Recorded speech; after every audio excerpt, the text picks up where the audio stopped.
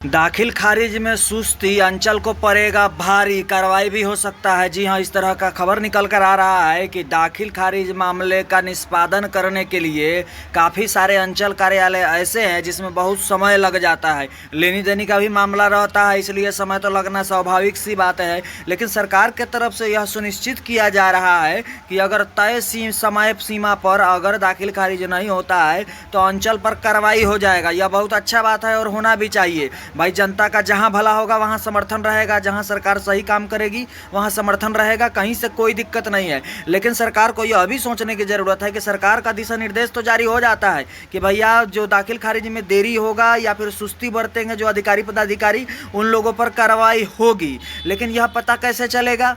कर्मचारी और सीईओ या डीसीएलआर जो लोग के पास दाखिल खारिज का कागज़ पहुंचता है वो कहीं ना कहीं एगो गलती निकाल देंगे और उसके बाद उसको ऑब्जेक्ट में डाल देंगे। ऑब्जेक्ट में डालने के बाद टाइम ले लेंगे और जब टाइम उनको मिल जाएगा तो फिर सुस्ती आराम से बरतेंगे। वो पैसा का डिमांड होगा इधर उधर से भाई, रोकर बरोकर बहुत सारा लोग है जो वाया आके डायरेक्ट तो कोई कर्मचारी पैसा मांगता नहीं है, चाहे कोई सीईओ डायरेक्ट पैसा तो लेता नहीं है। लेकिन कोई ऐसा बिहार का एक आदमी आपको नहीं मिलेगा जो ये कह देगा कि हाँ भैया उनका फ्री में दाखिल खारिज हो गया है, बिना 1 रुपया लगे। ऐसा तो होता नहीं है। तो सब जानता है लेकिन आवाज़ कोई नहीं उठाना चाहता है, कोई बोलना नहीं चाहता है। फोकट के मामले में कोई कायला पड़ेगा। लेकिन हम है कि भैया सीधा बात करते हैं समझ बूझ कर कि भाई हमारे बिहार का जनता है, बिहार का लोग है, इसलिए हम नहीं चाहते हैं कि बिहार की जनता, बिहार के लोग जानकारी के अभाव में जाकर ठगा जाए, पैसा कटा जाए उनका और काम नहीं हो। इसलिए हम बार बार इन्फॉर्मेशन देते रहते हैं। जानकारी ज़मीन से संबंधित जो भी जानकारी आता है हमारे पास वो हम देते रहते हैं। तो भैया सरकार का ही फैसला ठीक है कि अगर दाखिल खारिज में देरी हो रहा है तो उस पर कार्रवाई होगा, ये ठीक है,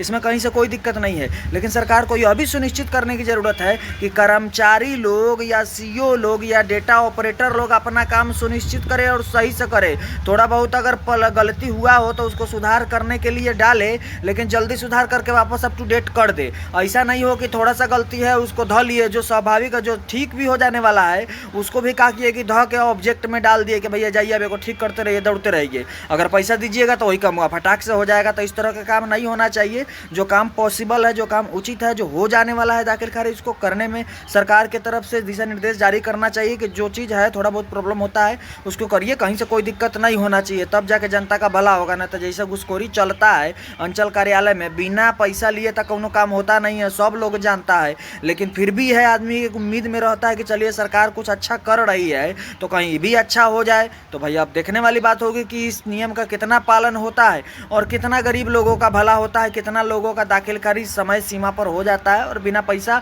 बिना घूस दिए कितना लोगों का दाखिल खारिज होता है। यह तो अब समय ही बताएगा।